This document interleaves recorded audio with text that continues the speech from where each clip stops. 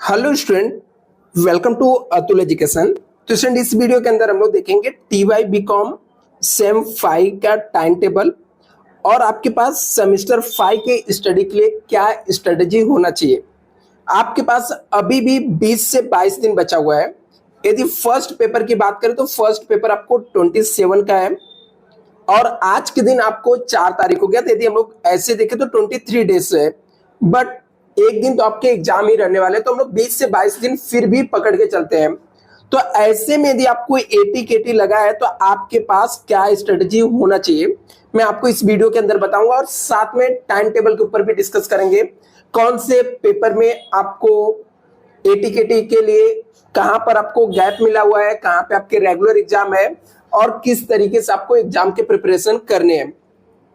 यदि मैं यहाँ पर टाइम टेबल की बात करूं स्टूडेंट, तो उससे पहले आपको स्ट्रेटजी बता देता हूं। यदि किसी स्टूडेंट को एक सब्जेक्ट में एफए में केटी लगा है, उसके लिए एक अलग स्ट्रेटजी रखना पड़ेगा। यदि आपके पास 2 सब्जेक्ट एफए प्लस सीए में लगा है, आपको अलग स्ट्रेटजी बनाना पड़ेगा।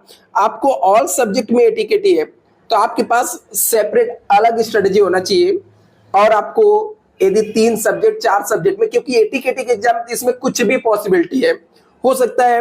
मैंने आपको बताया था 63 या मुझे एग्जैक्ट डेटा नहीं याद आ रहा है, 67% स्टूडेंट को एटी केटी लगा था।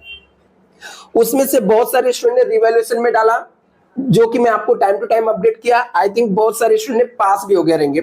यदि इसके बाद भी आप रिवैल्यूएशन के बाद भी फेल हो गए तो स्टूडेंट आपके पास लास्ट ऑप्शन है एटी केटी का एग्जाम देके क्लियर करना। और इस साल क्लियर करने से आपके कन्वोकेशन ऑन टाइम पे आएंगे और आपका रिजल्ट ऑन टाइम पे आएगा।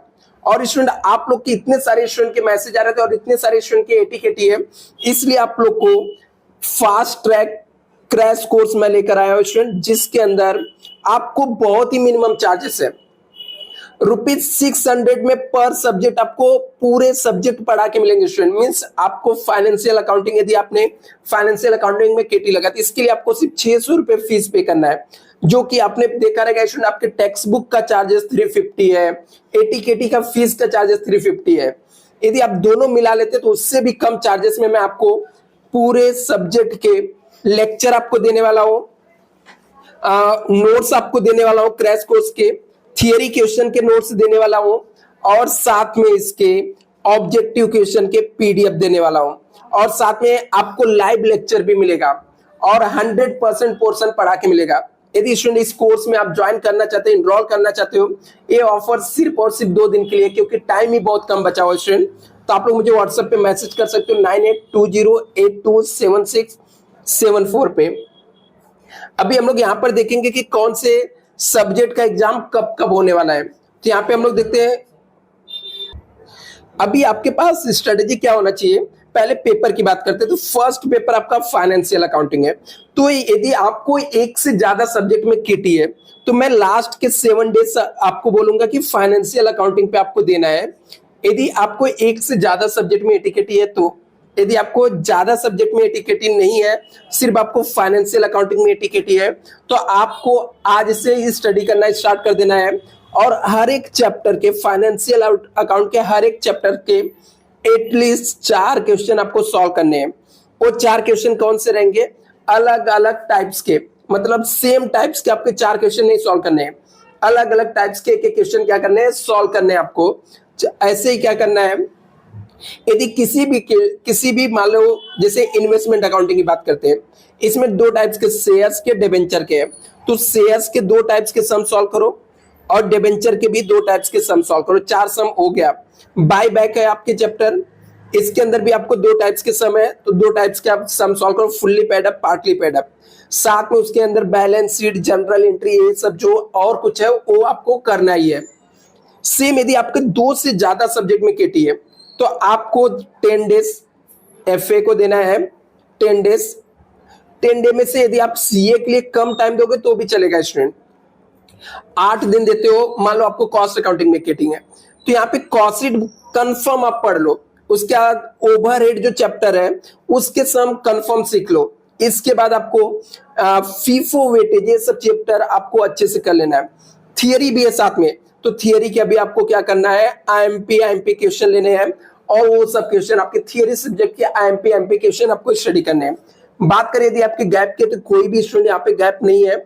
सबसे पहले 27 तारीख को आपको फाइनेंशियल अकाउंटिंग का पेपर है, 28 को आपको कॉस्ट अकाउंटिंग का पेपर है। यदि आपके पास पुराना वाला टाइम टेबल है तो ये अपडेटेड टाइम टेबल मैं आपको बता रहा हूँ स्टूडेंट, अपडेटेड टाइम टेबल आप लोग ले लेना। जो पहले टाइम टेबल आया था उसमें फाइनेंस और कॉस्ट अकाउंटिंग का सेम डे पेपर रखा हुआ था, तो ये अपडेटेड टाइम टेबल है, तो ये ले लेना।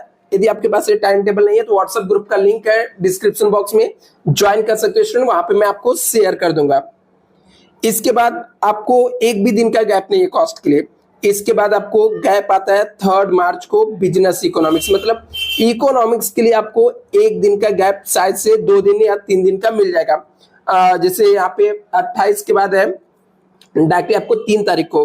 फिर यदि आपको कॉमर्स में टिकट ही तो आपके पास कोई भी स्ट्रेटेजी नहीं बचता है, आपको इकोनॉमिक्स और कॉमर्स दोनों को साथ में प्रिपरेशन करना। क्यों? क्योंकि इसके लिए आपके पास कोई भी गैप नहीं है। टैक्स का मैंने आज ही इसका जो third merit list, sorry revaluation का लिस्ट है आया, मैंने देखा उसके अंदर जो फेल थे आज भी फेल है, पास नहीं किए हैं।